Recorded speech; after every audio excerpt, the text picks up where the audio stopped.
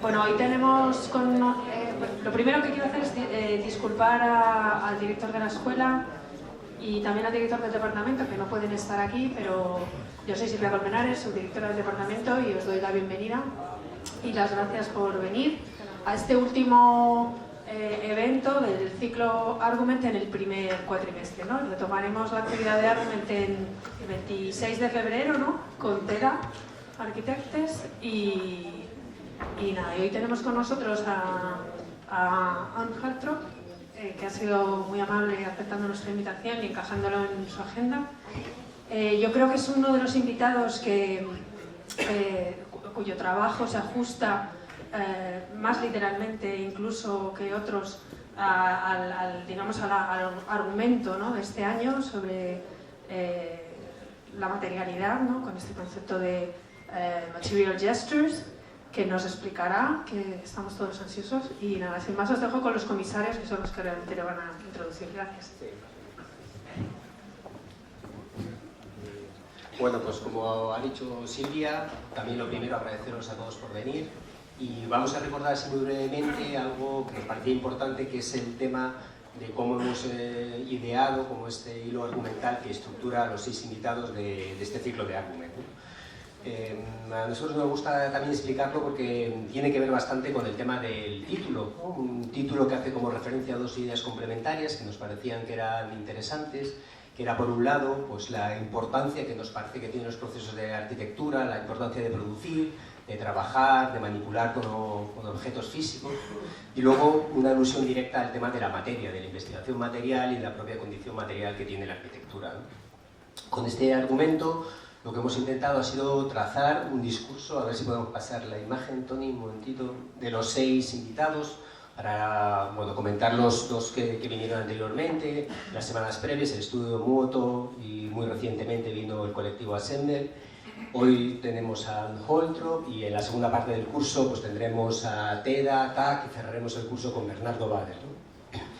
Una cosa que sí también nos gustaría hablar, como siempre al principio de las conferencias, es algo que nos parece importante también, y es intentar que las conferencias tuvieran una aproximación más cercana a esta idea como de la producción material, y por eso hemos intentado hacer esta operación de mandar a cada uno de los 6 estudios una maleta, como una especie de envoltorio en el que ellos nos la devolvieran y pudieran como introducir algunos experimentos materiales que fueran como relevantes para sus proyectos. Ha sido un pequeño esfuerzo que les hemos pedido a los invitados, y en esta ocasión también Anne Holtrop nos ha traído una serie de muestras que creo que podrán ilustrar de una manera muy interesante también sus explicaciones, ¿no? Y bueno, pues yo creo que nada más, agradeceroslo e invitaros a que después de que Anne nos explique sus proyectos y sus estrategias materiales, invitaros a hacer preguntas y a generar un discurso con él, un diálogo, lo que os apetezca. Well, as you will see today, Anne Holtrop's work is very unconventional and experimental. In his work, as we will see, he usually starts with forms or material gesture, as he explained, that often come from outside the realm of architecture, in the conviction that things could also could be re-examined or reinterpreted, and could in turn also be seen as architecture. He was graduated in 2005 from the Academy on Bouwkunst in Amsterdam with a cum laude degree in architecture. And in 2009 he opened his own studio, which is currently based both in Moharraq in Bahrain and in Amsterdam. And his work ranges from models to temporary spaces and buildings. His first 2 major buildings were completed in 2015, which were the Museum for Bechten in the Netherlands and the National Pavilion of the Kingdom of Bahrain in Milano, that was relocated 2 years later in Bahrain. And now in the office they are working in several stores worldwide for Maison Margiela, which the third one is to open in London. And also several UNESCO listed heritage buildings in Bahrain. He is associate professor at the ETH in Zurich, And for his work, he has received several important awards, such as the Charlotte Koller Prize for Architecture in 2007, and the prestigious Yakov Chernikov International Prize in 2016. So please let us welcome Anne Holtrop.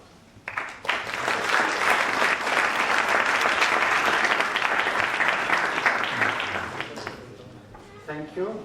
Can everyone hear me well? I think so. I hear myself well. Thank you for inviting me here in Madrid. Today I want to talk about what I call material gesture, and it's also what I teach at my chair, the ETH in Zurich, and previously at Academia in Malaysia. And material gesture is, for me, something that has developed in my practice as a way of working with material, not to have material as, let's say, its physical outcome of the architecture, or let's say its presence, its physical presence when something is built, but become for me, the materiality of a project became for me something that I could work with while designing and defining an architecture.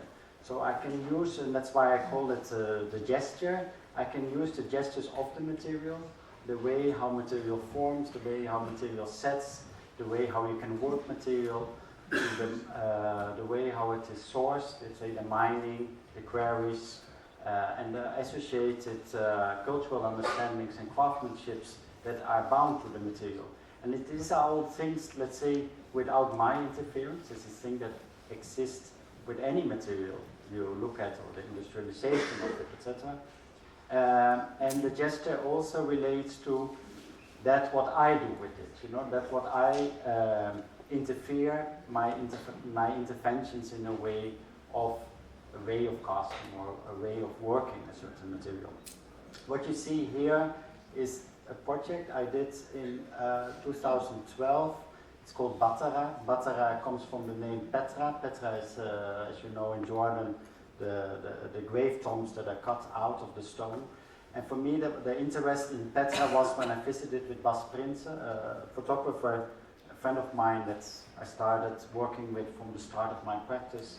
Our interest was to make an architecture that is constructed by taking away material rather than assembling and putting things together. And so you basically have the material, the whole mountain is there, it is one, you could say one big block of stone, and within it you can carve and excavate an architectural space. And this was our interest, and with Batara we started digging in sand, and I will explain later on a bit better how we work with it, to, let's say, have a resulting form that we casted off and that you see here. And there was no plan, there was no drawing, there was nothing before. That was directly, in a way, working with the material in the way how we poured it in the sand, etc. I give you a step back because, I mean, I'm a person that works a lot with the accidents. You know, I'm basically in my studio, in my practice, we constantly make accidents. And our way is to understand what is a good accident, you know, and how can we use it, and how can we understand things, and what is the meaning of things. I like to work with the accident because there is not so much meaning yet, you know, there is no representation yet, there is not so much preconceived, there are no preconceived ideas, there is basically a blank mind. And I started making inkblot drawings in the very beginning because I thought, as an architect, the primary thing you could say that we do is that we make drawings. And the drawings to communicate what needs to be built, what needs to be constructed, how is the layout of the space, how is the relationship on its side, etc. Also a way to define for ourselves as architects, what do we exactly want to define. And I started making drawings like this by just splashing ink on paper. because I thought these are also drawings, these are also form, and for me I can start looking at them as possible plans and possible architectures. And this I did at the start of my practice, let's say in 2009. I started working like this, and later on the inkblots became traces of landscape or traces of found forms that I was interested in. And it was also driven by the fact that, let's say you mentioned my architectural education. Before I studied architecture, I did building engineering school. And afterwards I worked for quite a long time for an artist. And for me the work is really to jump between the engineering and the autonomy that you have as a maker of work, and that you can flip these sides all the time. And I think architecture is a profession that balances these things, that is like in between these things. That's why I also, there was in the beginning a confusion in my own mind, what do I want to be? And I always wanted to be an artist in the beginning. And my father thought this was a really bad idea. So he kind of, maybe you recognize this.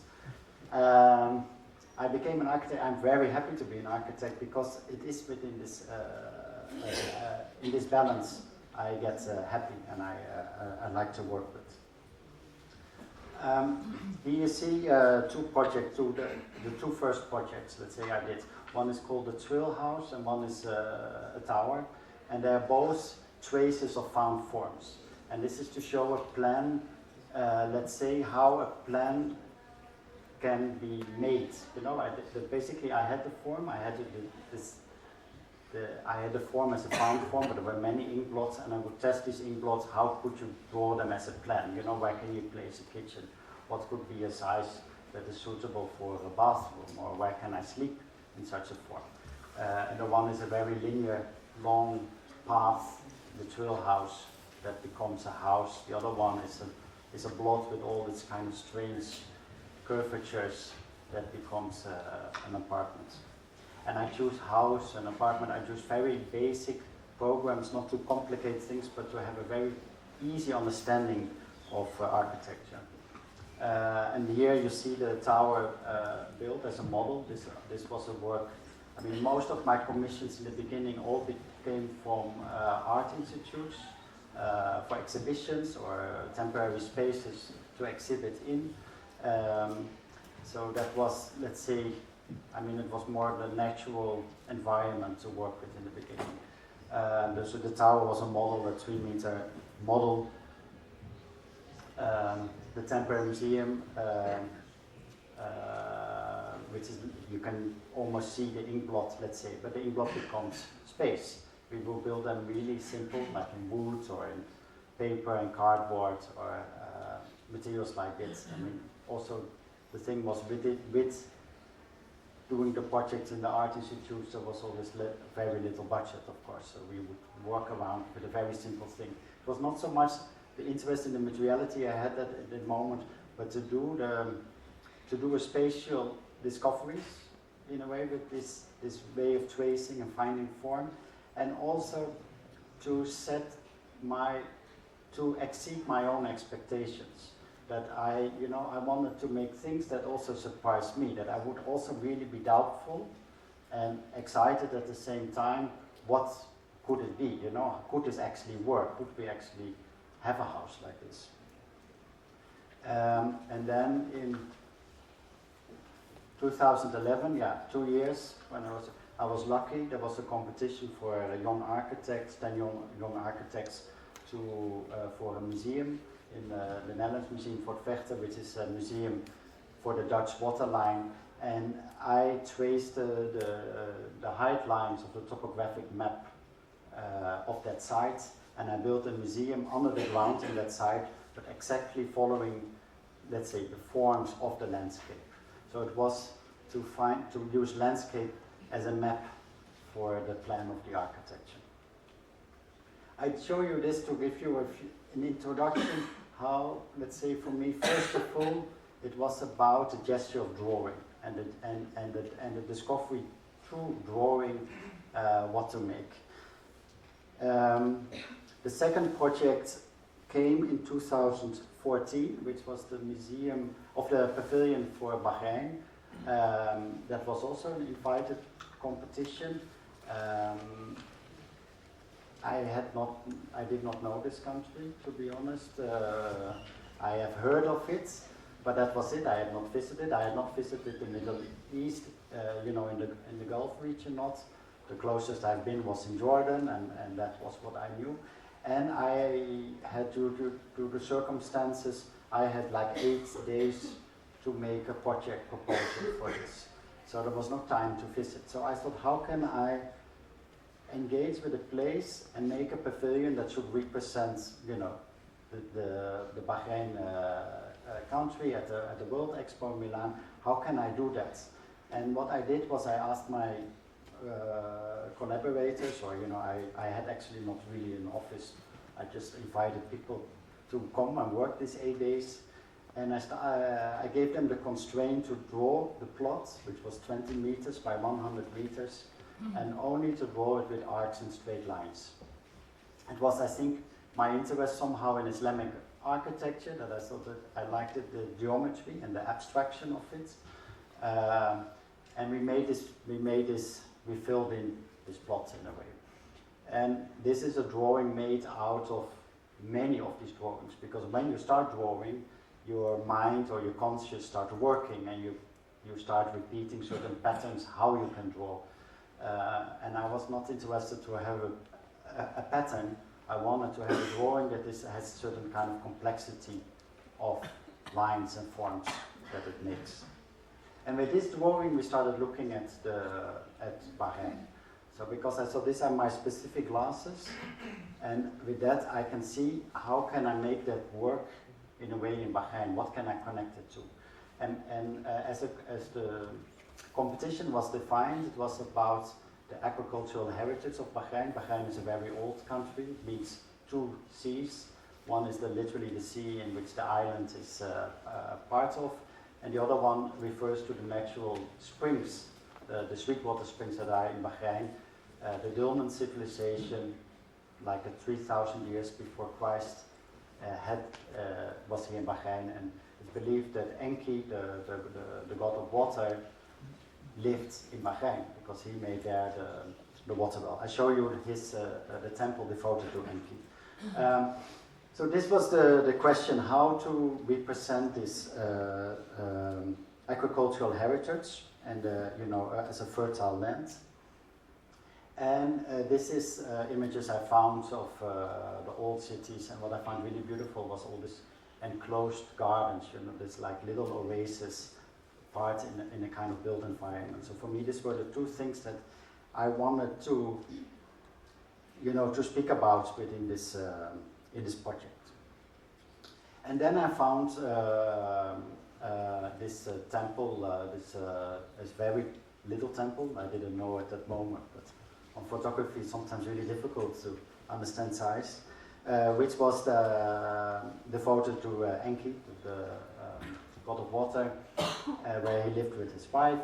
And when I saw this temple, I found really beautiful that it was all different pieces of limestone stacked on top of each other, and even this water well that was, or the part that is remaining of it, this arc, this half circle that was there. And that half circle really opened up all the things, because I thought this drawing is more than I just need a drawing that I can define the spatial relationships of the architecture. I can also really build with such a drawing. I can really think of it as elements to construct with. So that's what we started doing. So we had this drawing, and we basically I understood we wanted to do something with enclosed gardens. So we started mapping this drawing. So we said, this is a garden, this is paving in a garden, this is a space, a covered space related to this garden, etc. And it was just with 3 color pencils trying to find configurations within this drawing. And outside, it's just the boundary wall that we work with. And then this was the competition model that we sent to, or let's say the photography of it we sent to Bahrain, and this was successful. they phoned me 3 days later and they said, yeah, we really like it, we have to meet in Milan because we're really behind in time. And its total is like 2,000 square meters. The same size actually, exactly as I was doing the museum in the Netherlands with, and was still building and under construction. And they said we have to finish this in a year time, because in a year this expo will open. And then I got a little bit nervous because I thought the museum I work for a period of 5 years, and I have to squeeze all of that and build that in Italy, and I don't know at all in Italy anyone.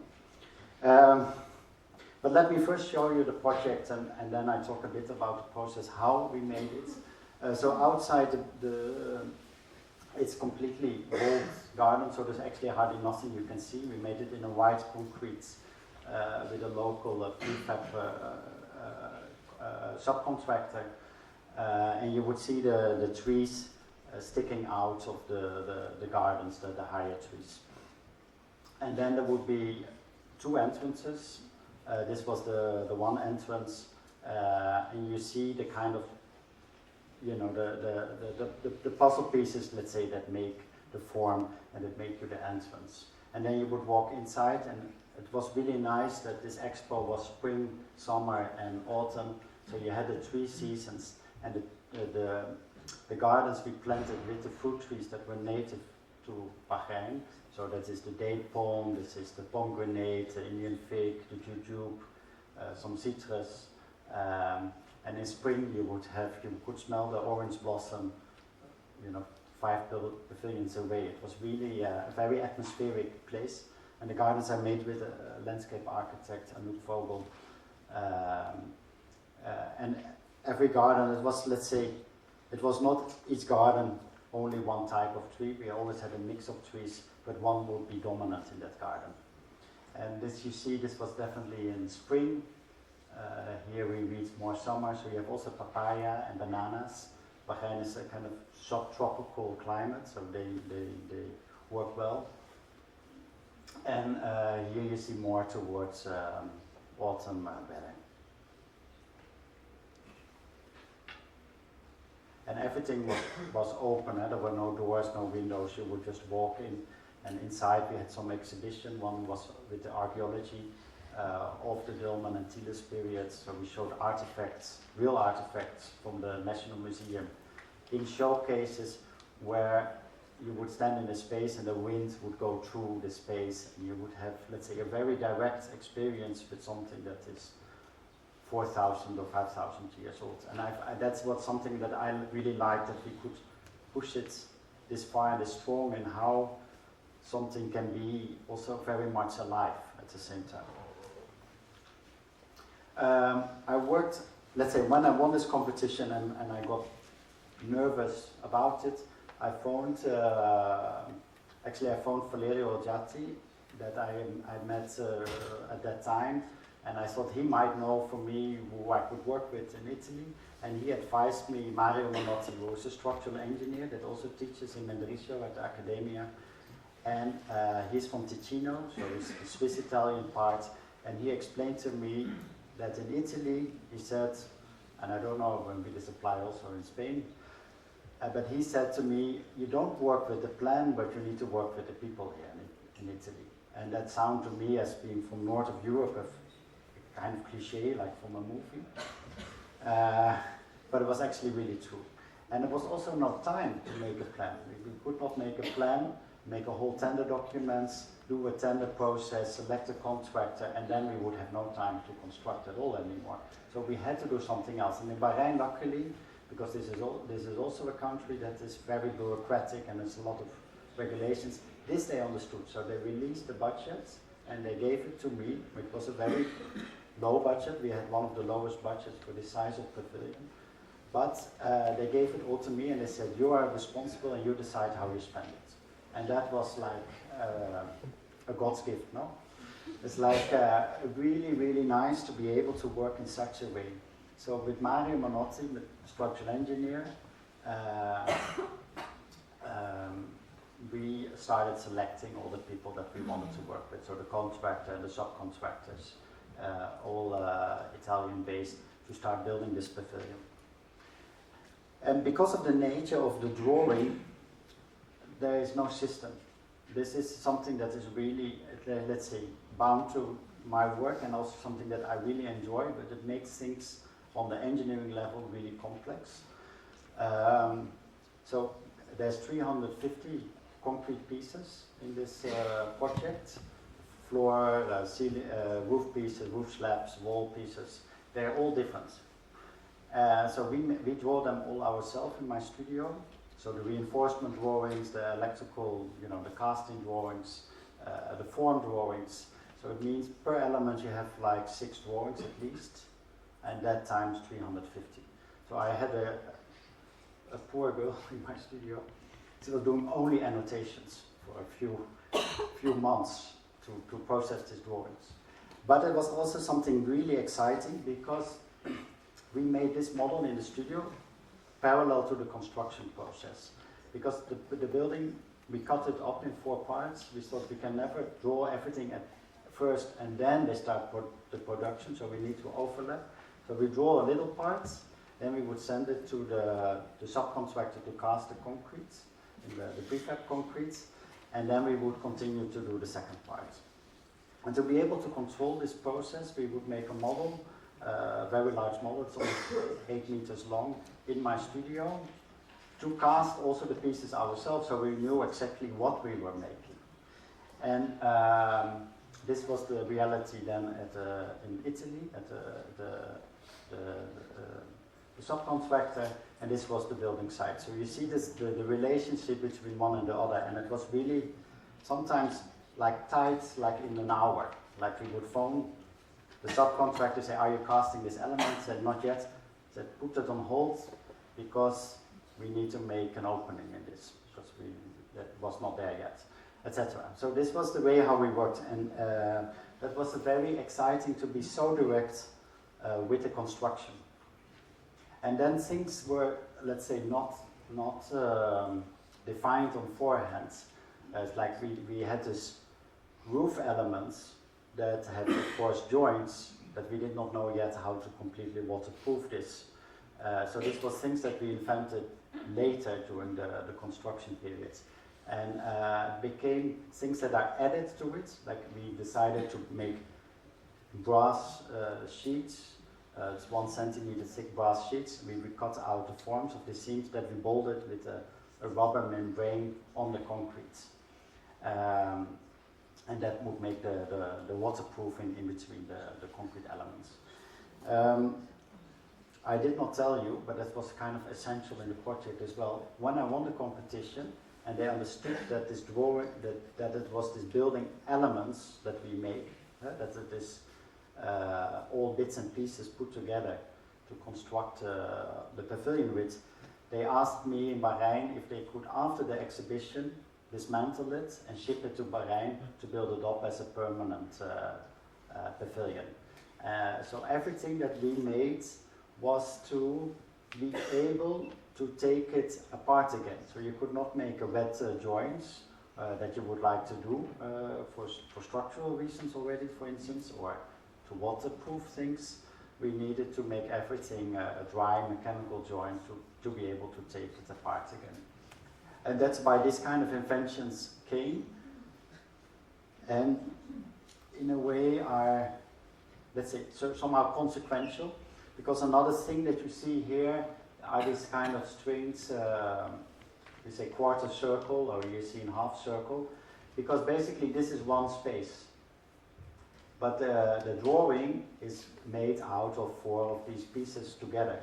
And they have to be connected in the middle of the space where they, of course, can span. You know, in concrete you would not like to span things like this. So what we did was this one, this is a good one, here's a wall, and here's a wall. So, and I think here was also a wall, so in a way this one is correct. This one wants to fall down, and that's why we came with this kind of circled segments of the one thing overlapping the other. And then we dismantled the building after the expo. We put it in sea containers. It's something that in architecture history, this kind of the building that can adapt over time, that can be built upon or can be dismantled and rebuilt. It's something that is in the idea of architecture, some architects present in their practice, but then you see it's hardly never done. In my practice, was not so much, this was not a part of my proposal, but it became something part of it. So we shipped a concrete building, which is a kind of, I mean, I find it still a little bit absurd to think of it. It was 100 sea containers full of concrete. That was so heavy that they could not put it on one sea container ship. So they had to divide it over 4 ships to be able to move this to Bahrain. So from Genova, the harbor, it went overseas to Bahrain. And then we rebuilt it. This is in the city, in the old city. And you see here now, you see Bahrain. This is contemporary Bahrain. This is a photo made a week ago. Actually, I'm not allowed to show it, but I didn't ask the photographer. But here is the pavilion. This is the former king's house that we are working on now. And this is old town. This is Muharraq, old fisherman's town. And in the background, you see the contemporary development of Bahrain, which is Manama, the main capital, and also the city where I live. And here you see it on the countryside. And what was really nice, we had this building, then we started looking for a plot, and we found this plot, which was a parking space and was owned by the Ministry of Culture, the commissioner for this project, and it almost exactly fitted. So we had to cut off a little part, and then it fitted, and it feels very natural in that place.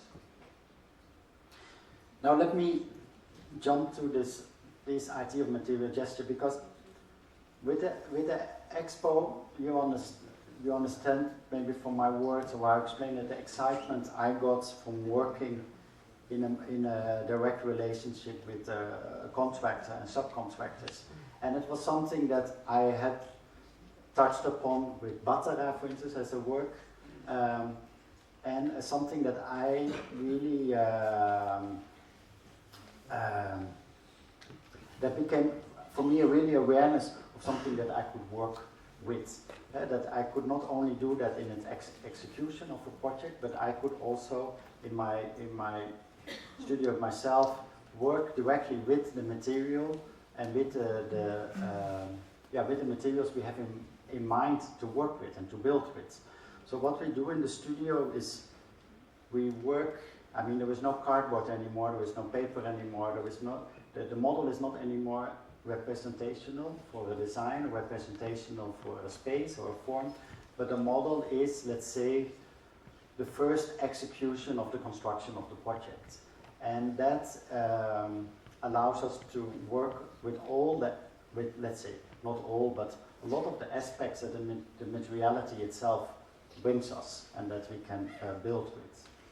And there's the idea of this lecture series is to have the suitcase, so I will show you some of these samples as well.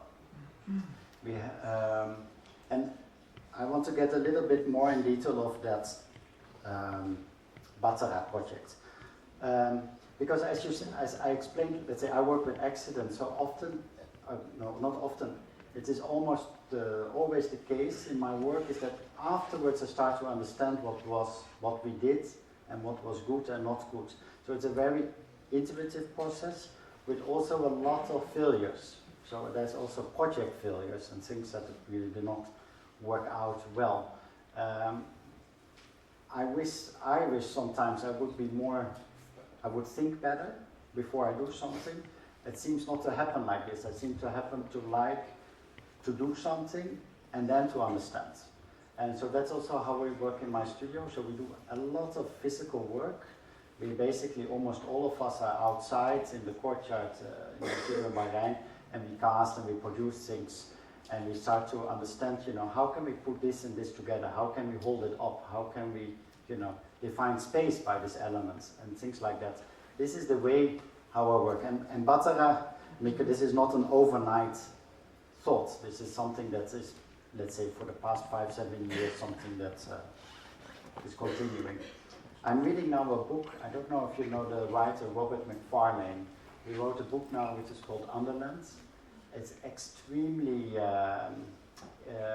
interesting. It's all about, let's say, what is underneath the terrain. Let's say what is underneath the ground. You know, exactly that what is not visible to us. You know, we can see the sky, we can see the stars that are millions of years. The light is millions of years old before we receive it. We can all see that and witness that. But actually, that what is under the ground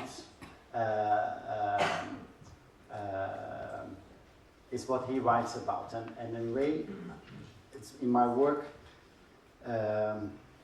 this idea about, let's say, the geology and how the things are transforming, the way how you can use the ground, how you source your materials, because almost all our materials also come from within the ground, by mining them, by quarrying them. This idea how to connect with that is one of the main driving forces, let's say, in the material gesture and in the research that we do. And I wrote down a quote, that's the only thing I'm going to read out for you, although it's a very short sentence. He says, to discover is to reveal by excavation. And this I found so beautiful, because to discover something, it means we have to go down. You know, we have to open up things rather than, you know, to have an enlightenment and look at the sky as some of our understanding has. And he also says, for instance, to understand has the word under in it. You know, you need to reveal things and open up things to see. And then I show you Batara.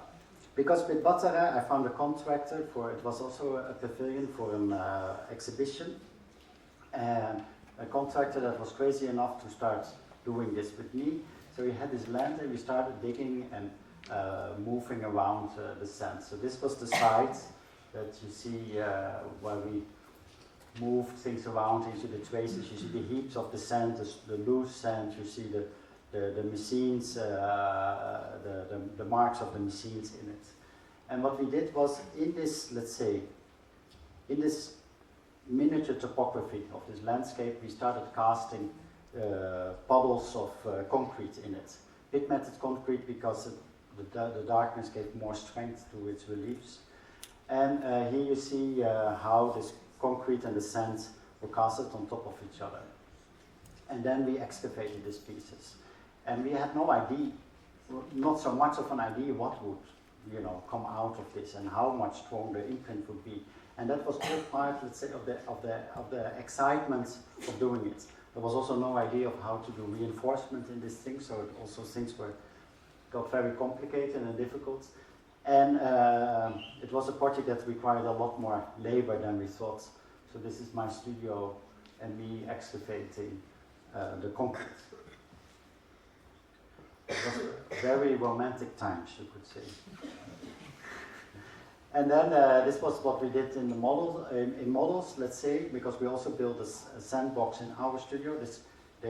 These two moments are 1 year apart from each other, but I show them to you together. Where we built a big sandbox in my studio, and we also digged and we casted, and in this case in gypsum. And you see a flat side, the pouring side, and the one that has the relief, that is the imprint of the landscape. And you see openings, natural openings, because the sand is higher and was not completely covered by the gypsum in this case.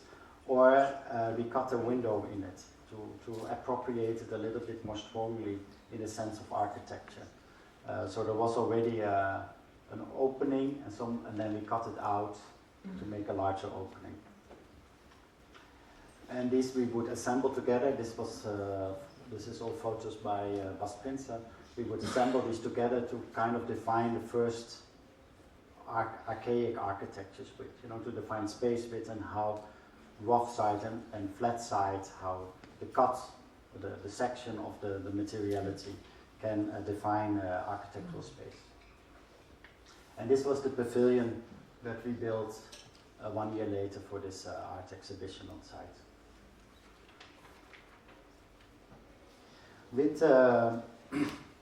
I show you this project because this is how I also changed things within the project. Within a project, the understanding of the materiality. This was when I started working on the Bahrain Pavilion. In Bahrain, they asked me if I would also want to make a design for the Caesarea souk. And the souk is basically covered shops. The old shopping center, in a way. Huh? So you have little stores, and within the modernization of the old town, certain things got destroyed and need to be cleaned up and rebuilt in a better way that is in relationship with the old stores. And I made this design because I thought it is very nice to work in Bahrain, that I can start working with a different kind of way of working and constructing architecture than I know from a European context. So I thought I proposed this project to build it completely in stone, in limestone, solid blocks that we would just stack on top of each other and build architecture with. What you see is, I mean, it is a very simple structural principle, is that you have the wall with a stone balancing on top of it, and by its sheer weight, I mean, the stones are incredibly heavy, it holds itself in balance, no? And external forces like us walking on it, or wind, or things hold the thing, counteracts it by its weight. And this is the old town that I showed you from the Bahrain Pavilion, the aerial photo, but a little bit before. So this is the place, in a way, that we have in mind when we do the renovations of the renovations of the old architecture. Limestone quarries. There was a small limestone quarry in Bahrain, but there was no more stone anymore. They made, for the traditional houses, all the lime plasters are made based on this limestone quarry in Bahrain, together mixed with oyster shells and other shells to make a lime plaster. So the closest place that we found was in Egypt, and I convinced, this was also by the Minister of Culture, I convinced her to build a mock-up in Egypt of this project. So we sent the plans, and they started cutting from stone, and they don't have much equipment, so it was all carved by hand, and little tools to carve in the forms. And then one day they phoned me, and they said, we have it ready, can you come and see it? And they got very excited, because for them it haven't been done to build in such a large stone since they had built the pyramids, they said. And when I saw it, I was really unhappy about it. Because, I mean, it was an achievement to have built it and in stone, and there was hardly no reinforcement in it. There was just one piece of reinforcement here to hold up this stone that, of course, normally wants to fall down. That was it. So it was really made in the way how I wanted it to be, but I was confronted with the fact that it was all, in a way, a kind of idealized form. You know, it was form that came from a structural understanding. It was form that I had drawn very precisely on paper, but it came also in the time that for me the material stone was actually not so much present in the way how I wanted it to be present, and that has to do with that the material before it gets cut into blocks, it has also form. And I did not work with that at all. You know, I projected my form on it. There's no good or bad, I think, in this understanding of it. But for me, my understanding was that I did not like it, and I did not want to do it. And I found in the stone workshop, I found these slab pieces, which were just sliced pieces of stone, and I found them so much more beautiful, because there is the cut, there is something that is appropriated, that is man-made of it, but there is something also that has a natural state of things, and we can still relate to that natural state as well at the same time. And it reminded me of actually what the real buildings are, because if you see the old buildings in Bahrain, they are built in this way, and if you do the renovations, and I was at that part started to work on the renovations of it, if you remove the plasters, you see it is all stone, small pieces of stone, coral stone. They took the stone out of the sea, and built with it. And in the middle, they built these slabs of coral stone to fill up the space and to make a wall with. And then they plaster it, so normally you don't see these things. But for me, that kind of construction method of the natural form of stone, you know, and to be able to construct with it, related to these pieces I saw on the building sites that I got so excited about. And then in Egypt, this was in 2014, I was working on this, 2014-15. When I was in Cairo, a lot of explosions and bomb attacks were happening at that time. And this was, you know, after the Arab Spring, the whole government was resetting, and as you know, still up to today, it's not the best government, you know, they can wish for. So it became really difficult to work in that situation, and also to be able to, for geopolitical situations, to export stone from Egypt to Bahrain. And then I thought, maybe I just don't need the stone anymore, but I can learn from the stone and work with it. So what we did was, in Bahrain, we defined a building system where we would just work with the concrete, but we would cast it in a way that all these boundaries were loose, in a way, and what we did with Batara. And this we would stack on top of each other to start building the walls with. And when there's an opening, we would stack them in such a way to make an opening with. And this is the facade of the shops. Are very simple, Pavilion, one floor only, where we would construct in this kind of architectural way the new storage pits. And in a way, for me, became more close to this idea of the coral stone slabs and the construction of the old souk. This is currently under construction in Bahrain. And here you see it in the mock-up that we built inside. It's really interesting to have this process of digging in sand where there is no form so much defined, to explain that to a contractor, because the contractor wants to have the fixed size, so he knows what formwork he has to make, and then the discussion with the contractor is often that he's not precise enough, you know, that he has a few centimeters here was wrong or that was wrong.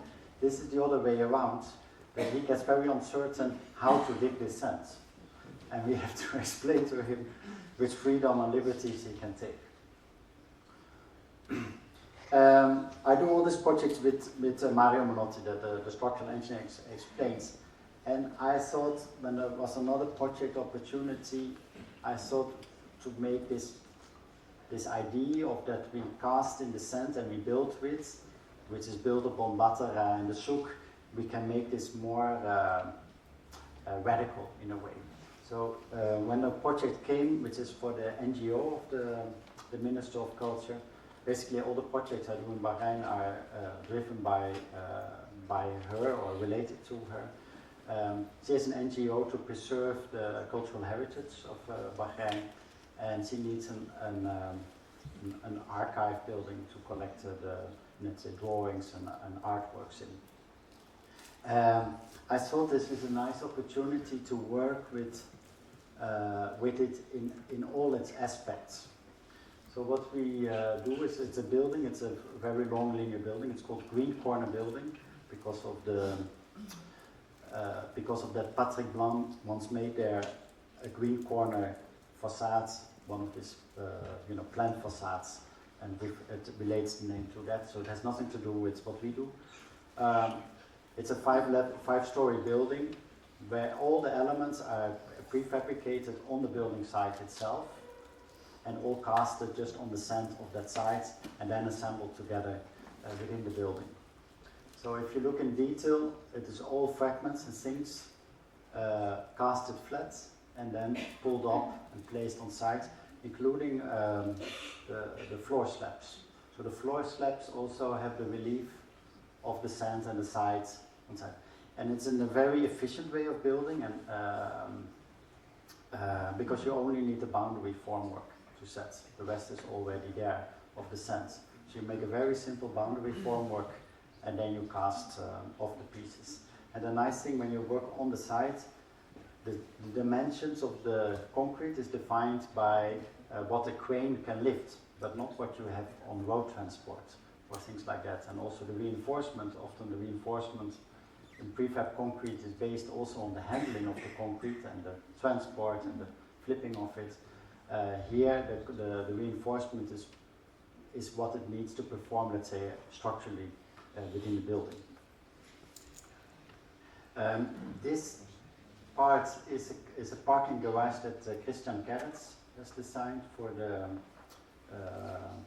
because with this revitalization and rehabilitation of the old town, of course they expect a lot more tourists to come and people to come, so they need to park their cars. So Christian made this car, which is this car parking, which is a really beautiful parking, completely of kind of, I don't know if you have seen images already of it. I think it is published, of floors that are all like a wave. So as you drive a car, there are no ramps because the whole floor slab is one big ramp to go from one floor to the other. And he made very thin columns to hold these slabs apart. And he used an existing building here as a stabilization wall for his parking garage. That building had to be destroyed because it was in such bad condition. So I'm basically making, with this building, his stabilization wall. So that's why on one side it is completely flat, you know, to support his garage, and the rest is built within the casted concrete. And what I said is that with this project I really wanted to be, you know, that it would function on all its levels. So it's completely structural also. So what we do is we have these slabs, which is when you do not define form on forehand, you have a lot of uncertainties to calculate with as a structural engineer, because you don't know how the mass is within, you know, where the gravity point is within an element, or you don't know, you know, the thing wants to lean over or wants to lean backwards, defined by its geometry. So what we did, we built in the rule that we always pour the same amount of mass of concrete, and how it is distributed we don't know. So at least the structural engineer knows within which range he has to think this will be held up. So we place these elements, so there's a ground floor of course, and then we place these wall elements, and then these are the slabs, the floor slabs that are casted on the center as well, that are placed upon it. And then the green concrete that you see here is the casted on side concrete to make this thing start to work together as a stabilization slab. And that's basically all we do. And when I showed the project to Christian Gerrits, he really liked it, and he said, well, I would love to have these reliefs on the inside of my architecture. And that gave me the idea to work with another element, which is in front of all the windows and the doors, which is a cast that face towards the inside. So not that all these walls are casted, I mean the ceilings are, but the walls are on the outside, but that we have something of a sand cast towards the inside. I explain that in a moment. Here you see the digging in the sand. These are, let's say, collaborators from my studio that dig for the contractor things in the sand, and then he casts it. The problem is if you ask the contractor to dig in the sand, he does dig always the exact same thing. And we want to not have it look exactly the same. So to make something that looks natural, you need to do sometimes more of an effort. But I do not control it myself. I just let everyone dig, and then we have all kind of different pieces that come together. And here you see a mock-up. Here you see how, let's say, from the center it is excavated, and here you see a mock-up of this concrete standing up. Then I can do this reverse cast on the inside. Here you see the entrance door of the building, which is an aluminium cast, where by aluminium casting is a casting technique, of course, that you do not do solids. I mean, the concrete is, I think, 80 centimeters solid concrete of the walls, I mean, on its biggest thickness. And an aluminium cast in aluminium or any metal casting is a hollow cast. So you cast basically a 1 centimeter thickness, thick shell to control the temperatures, to control the amount of material that you use. And we place it reverse, so you see a positive form and you see the counter, the hollow form of it. And this aluminium casting came from a research I started doing in Bahrain for the Venice Biennale, for the Architecture Biennale in 2016, as part of this idea of material gesture, to look at places, to look through one material, in this case aluminium, to look at the places of production, you know, the things where the things get made in a way. So Bahrain has an aluminium smelter because it has cheap energy. It doesn't have the bauxite source material that comes from mostly from Australia, but it has very cheap energy to produce aluminium with. And here you see the ingots, one of the smallest sizes that they produce as the, let's say, as a base material of aluminium to be sold, to be remelted and casted with. There's some places in Bahrain that cast car rims, for instance Audi or BMW cast car rims in Bahrain. The fluid aluminium goes directly from the smelter to the casting factories where they cast it with.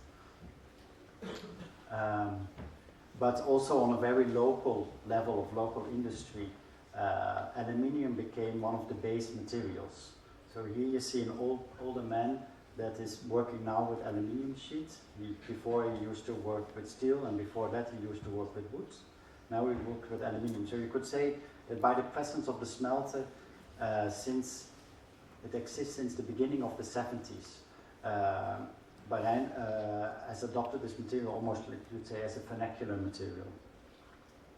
And also in its building construction, I mean, it's not the most beautiful construction, but it's the reality of the built environment nowadays. Almost all of it is aluminium cladding, aluminium frames for the windows and the doors, etc. So we mapped that together. We did this research with Armin Linker, and he made a beautiful a film also out of it. And we showed this in Venice in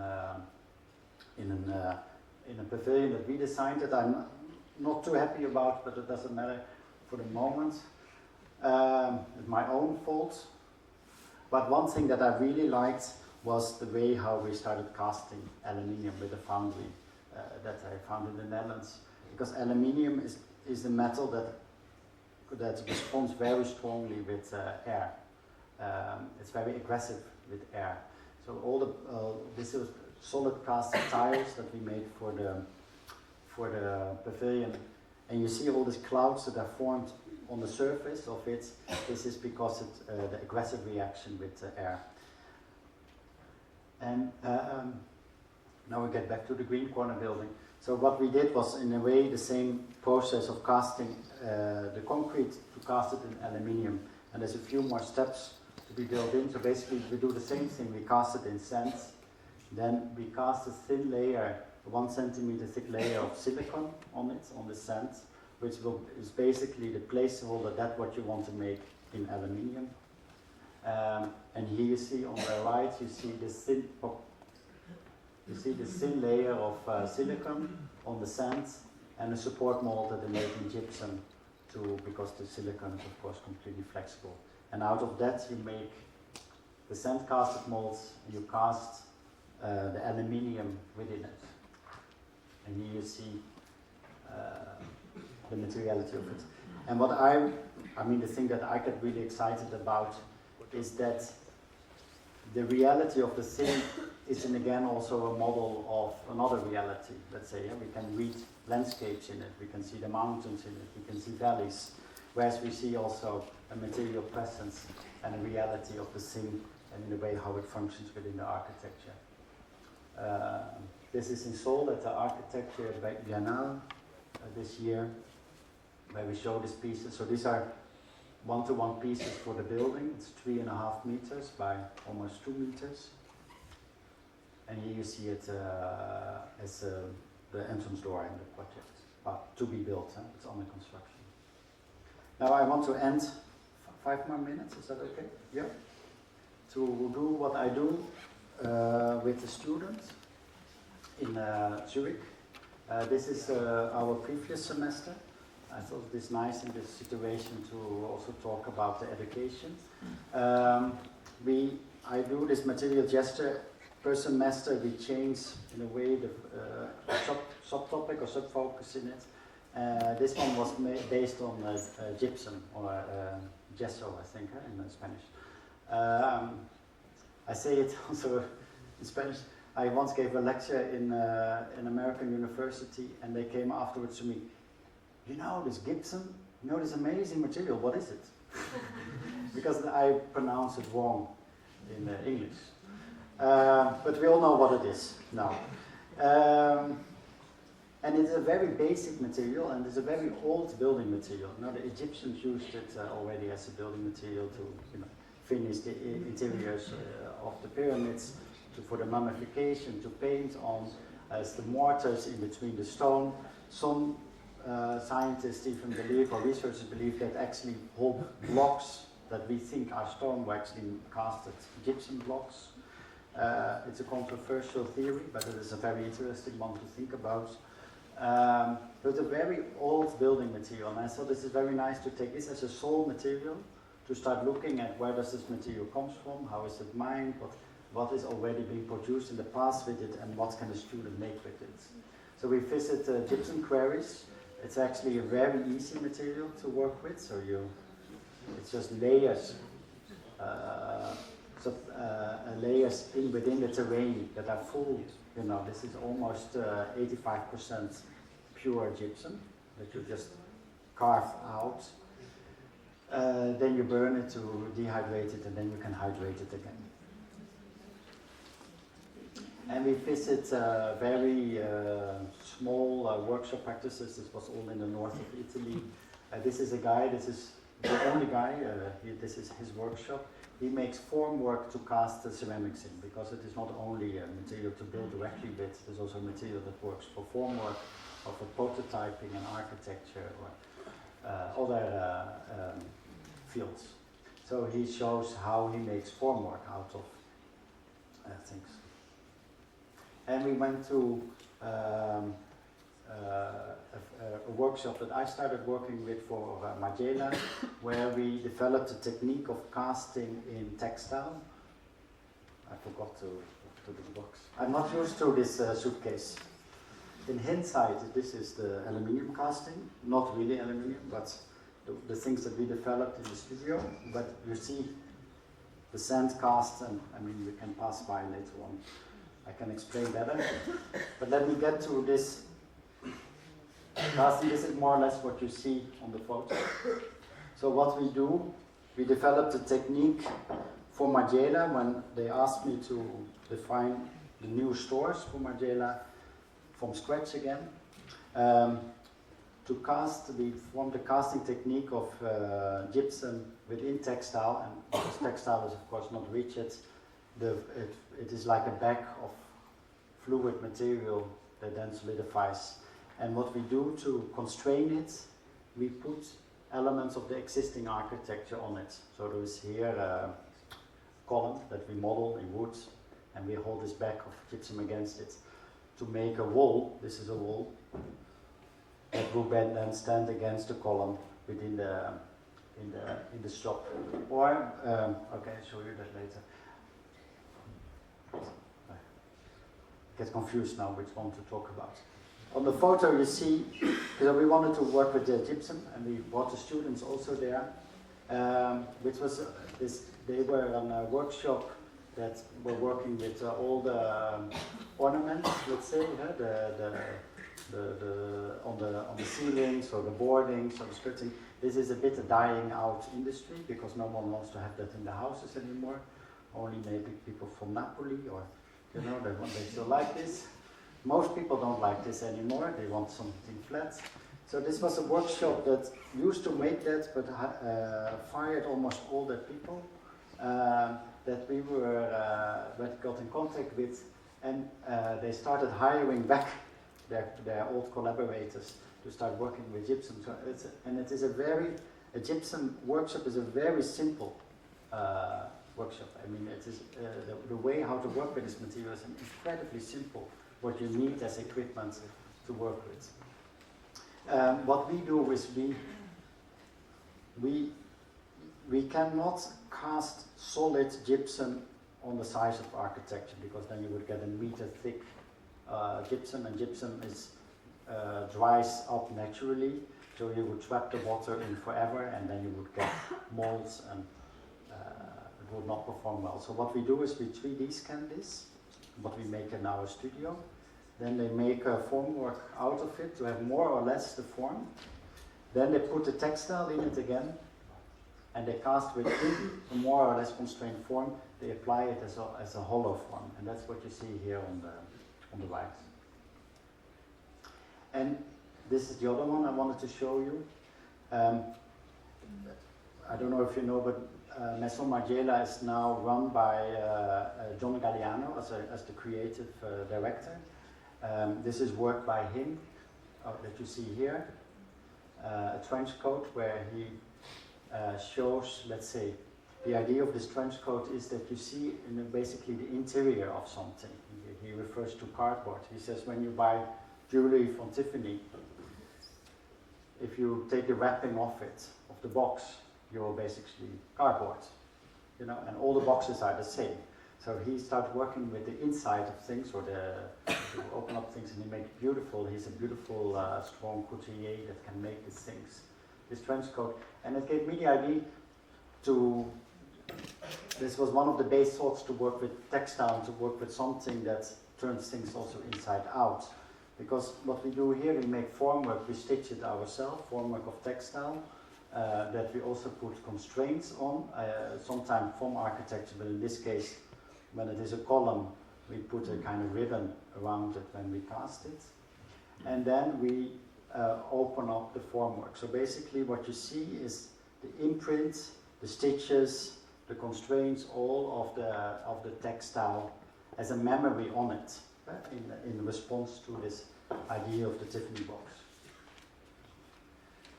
And that, here you see it better in detail. You see also the weaving of the textile, the stitched corners. And this was in a way the response to work with, to define a kind of very basic architectural elements like walls and columns, to start defining space with within the stores. And here you see a wall. You see how it constrains against the wall, against an existing wall. This Margiela is not a brand that has this crazy budgets as Louis Vuitton or these other brands has. So I thought it is actually really nice to take the space almost as it is, with all the walls and the things that are in it, and that we can use them to start forming this gypsum cast again. And here you see an entrance. This is Bruton Street that we will build now. We are actually building now at the moment in London. And then back to the students. So we went to these places and this workshop where we work with Margiela. And then the students work with gypsum as a kind of key element within the development of the architecture, but not necessarily as being the building material as such. So for instance, a student here, Julius, he discovered that in a way, when you have concrete, which is based on, as cement is made from limestone, if you have concrete and you have the acidity of rain, the concrete gets affected and destroyed by it. And the material that develops from it, from the chemical reaction, is gypsum. So in a way, he made a proposal where he cast concrete in an acidic environment that very rapidly also sets the concrete. So where it touches the acidity, in this case he worked with sulfuric acid, but it's a very strong acid, of course. It sets very rapidly, so the skin of it is very formed very quickly. And on that response, surface where it responds, it creates also gypsum. And another student worked with a technique is called Scapula. Scapula is an Italian technique developed in mostly in Veneto region, which is to mimic marbles and mimic stone splits. So basically what you see is gypsum with pigments in it, and bone glue. The bone glue is very nice to work with. I can recommend you if you work with gypsum. It's strengthened the gypsum, and it also makes it moldable for a much longer time. So you can have it moldable for like a day, for instance. And then patch it together almost like a sausage, and then slice it and apply it on the concrete. And here you see, for instance, a church. This is all made Scapula. There is no stone in this church. This is all basically gypsum with pigment and bone glue. And the nice thing is, of course, and that this is the student developing in her own as a technique. So this is the step first you do. You apply it. You can also, instead of making the sausage, apply bits and pieces on the surface, and then you sand it until you make it a flat, smooth surface. And in a way, you need to imagine what you are doing to get a result out of it. It is also a discovery if you are not well trained in it. Huh? And she thought, okay, if this is the technique, then you can make stone that is endlessly big, because you are not defined by the sizes of the quarry or the cutting of the slab. You can make the stone look like the size of architecture itself. So she made a project where a space develops and a stone continues growing in different kind of formations, as if you would, basically as if you would go to Petra, no? And you see the carved out spaces within the rock. You would have one continuous kind of architecture. And that this is a model that she made, or a fragment of the model that she made of it. And these last things, they all, let's say, this material gesture work that we do, and what I do with the students are now all on exhibit in Sharjah. Sharjah is in the UAE, one of the Emirates, that is created by Adrian Lahoud as the first architecture triennial in that region. It's a bit far, but if you are in location, you should. Okay, thank you.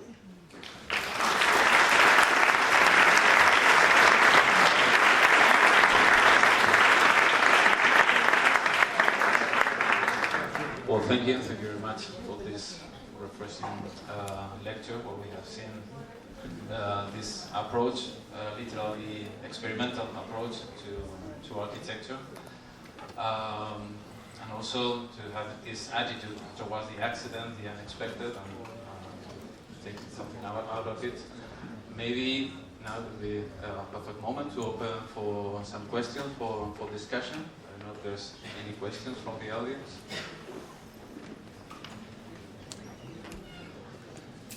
Questions?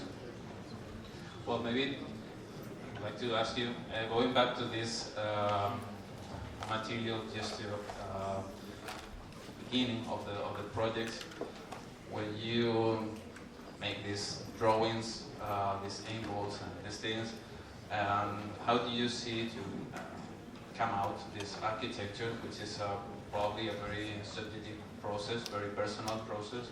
We were discussing before how this approach, but that very personal approach, and this lecture you do about this reading you do about these drawings, how do you transmit it to your teams, colleagues, and make it something transmittable, to make something out of it in terms of performing it within a team? Yeah. Well, let's say there is not the idea of the refusal to formulate the idea very strongly on forehand. So there's something to explain. More to work with a certain kind of constraints or a certain method, you could say, of applying something. But then that's what it is. No? And I also work in a series of work. So what you see, it is through a series of works and projects to develop and to understand something. So they're all stages of something. And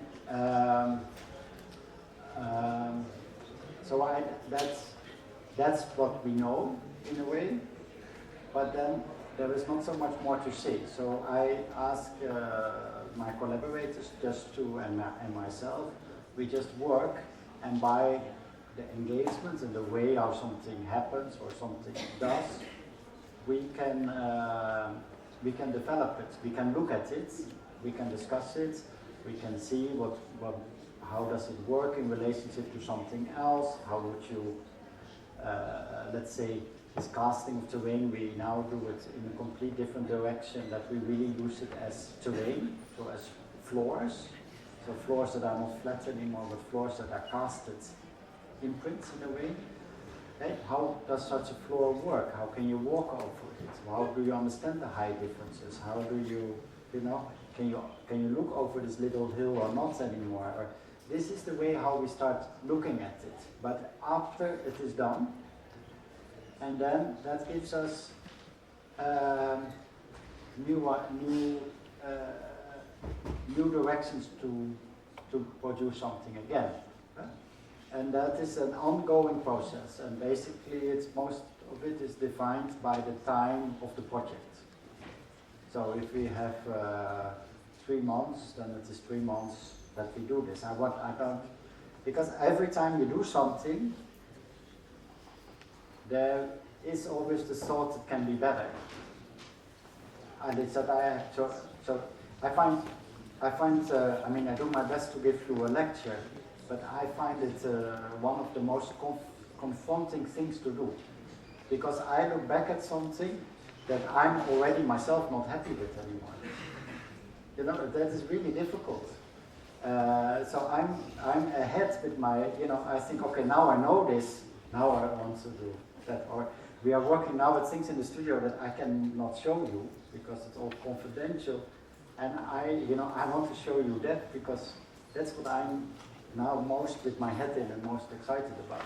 So that's also a driving force, that to work with, to see how you can do it in a better way. But it's not that better way is not defined. It's made by the discovery of it. Well, maybe that precisely is the nature of the experimental approach. The path discovered during the process. But it is, yes, but it is also, it's not only accident and intuition, it is also to say we use this one and not that one, and that I find really difficult to explain, and I never discuss my doubts in my studio. So it is, I sleep with it or not sleep with it, and to understand why I would find something better than the other. And it is often not even so much in words, or I use the words, for instance, of this writer this McFarlane. Then I start to, it's not the way how you look at things and how you perceive it and how you can read and understand it to be able to say what you like. But most of the time, when I get extremely doubtful about something, this is a good sign. Because then it's something we are making that I really do not know what it will be. And that is good. Because then it will open up the most thing. And things have to grow also on to you. Things have to, it needs to take time to become something. So you can do something and it looks really very stupid and naive, but over time it can be something, it can grow. Yeah. Well, that's a good message also for the students, that they're also always with these doubts in the process. So it's also a good message also for them. I'm not sure if there's any question, or either way we can. I'm going to make just a short comment. I'm intrigued about the fact that you never showed any image with the reinforcement of your pieces. Oh, yeah. I guess there has to be a reason for that. I mean, probably it's the part of the whole process that you cannot lead to accident, and you have to make some design, some projection about the future, about how it's going to perform on site once it's. So I would have loved to see that more technical aspect of the theme. Yeah. There's just a very partial comment, and also has to do with how you deal with legal responsibilities. I mean, you're responsible about the result, and you have to be code compliant. And how you deal with that, even trying to remain very experimental. Yeah, yeah. I think it's I can tell that. A lot of things do not have reinforcement. So that's easy. But with the concrete, for instance, like this, there is of course reinforcement in to make it structural.